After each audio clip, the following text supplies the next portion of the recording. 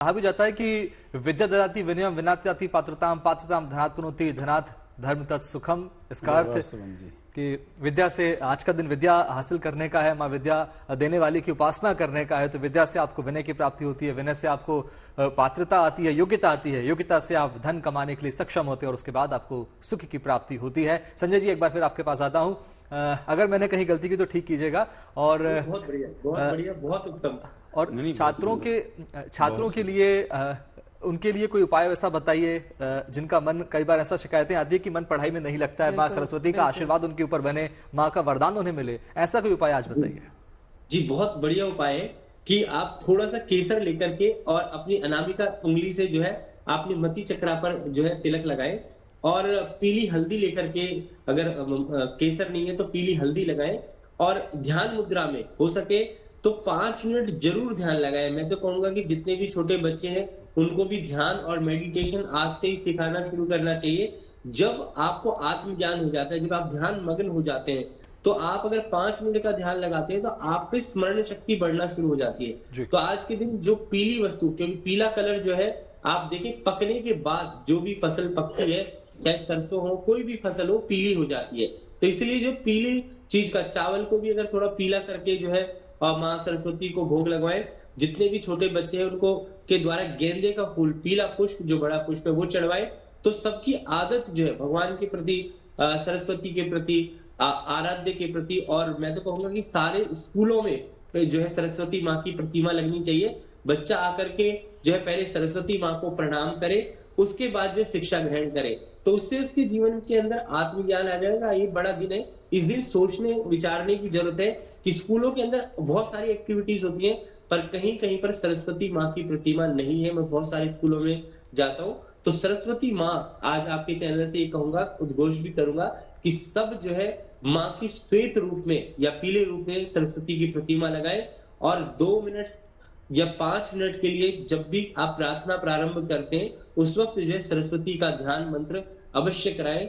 1 minute के लिए ओम ऐं ह्रीं श्रीं महा सरस्वती नमः, या फिर जो या कुंदेशु तुषार हार ध्वला, या शुभ वस्त्रावृता, या वीणावर दंड मंडित करा, या श्वेत पद्मासना, इस मंत्र का जो है जाप कराएं या स्मरण कराएं, जिससे कि हमारे देश की शिक्षा व्यवस्था और अच्छी हो।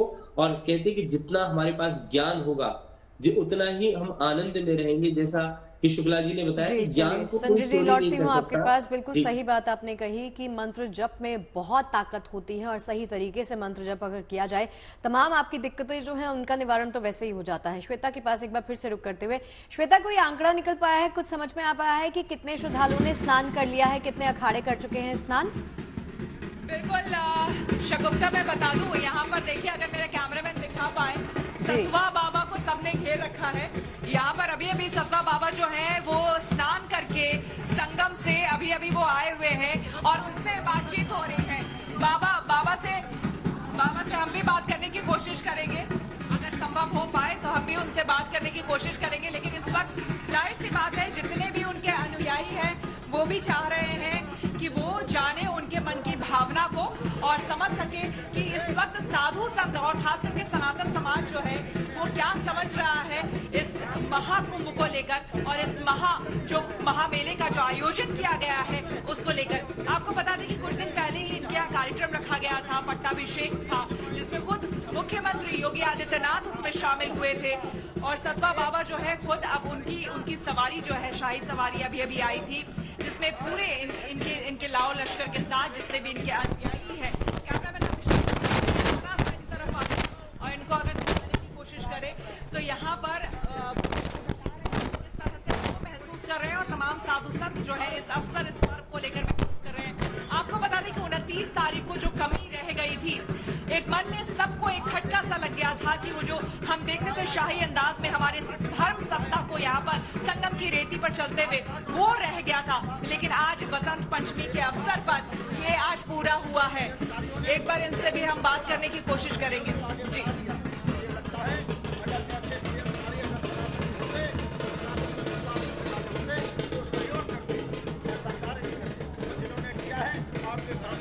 बाबा जितना जी किसी को छोड़ते नहीं, लेकिन पुष्प वर्षा भी हो रही है। पुष्प वर्षा हमारा धर्म का सूचक है। जहाँ शांति और सौहार्द और एकता का उत्सव होगा, वहाँ पुष्प वर्षा होगी। बाबा एक सवाल, दंगे कराने वाले लोग होंगे, वहाँ उनको गोलियों से जवाब दिया। बाबा 29 तारीख को एक खटका सा लग गया था। आप लोगों की ना शाही सवारी हमने देखी थी और ना वो शाही अंदाज, लेकिन आज धर्म सत्ता को हमने अपने फिर से उसी वैभव में देखा। आप देखें 29 तारीख को मौनी अमावस्या पे जो विश्वास और आस्था का पूरा विश्व टूट पड़ा था, निश्चित उस दिन संगम स्नान बहुत आदर और विश्वास के साथ हो रहा था। जो घटना हुई है उस दिन हमारे अखाड़े थोड़ा रुक गए थे, बाद में उन्होंने अखाड़ों ने दिव्यता भव्यता के साथ स्नान किया है। हम संत समाज भी दुखी हैं, और लेकिन हम लोग भगवान से प्रार्थना कर रहे हैं, जिन परिवार के साथ ये घटना हुई है उनके साथ सरकार तो खड़ी है, लेकिन संत समाज की प्रार्थना करी है।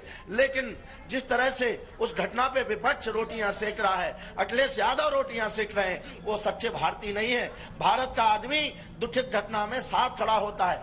मुझे लगता है कि जो लोग इस कुंभ को पचा नहीं पा रहे थे, ठंडी में भी पसीना आ रहा था कि अब हमारी दुकान बंद हो जाएगी, उनने ही अपने षड्यंत्र के साथ इस कुंभ में घटनाएं कराई हैं। हम संत समाज उसका विरोध कर रहे हैं, और हम लोग प्रतीक्षा कर रहे हैं कि जिस दिन जांच की रिपोर्ट आए फिर मैं जवाब देने के लिए पूरा संत समाज तैयार रहेगा। बिल्कुल, आज लेकिन उसके बावजूद हम जिस वैभव को देख रहे हैं, जिसकी कमी हमें दिख रही थी, वो वैभव जो है फिर से एक बार वापस हम देख पा रहे हैं आज। देखिए, सनातन एक धारा है, प्रवाह है।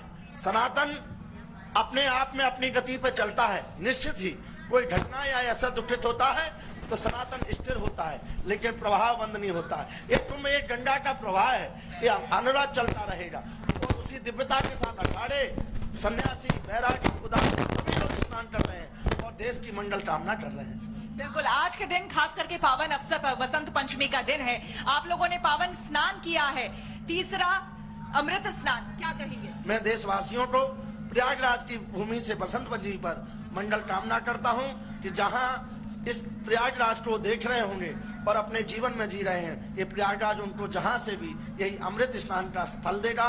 और मैं कहना चाहता हूं कि सनातन से कभी सनातन ने तोड़ा नहीं है, सनातन ने जोड़ा है। आप जुड़े रहिएगा, डगमगाइएगा नहीं, निश्चित सत्य सामने आएगा।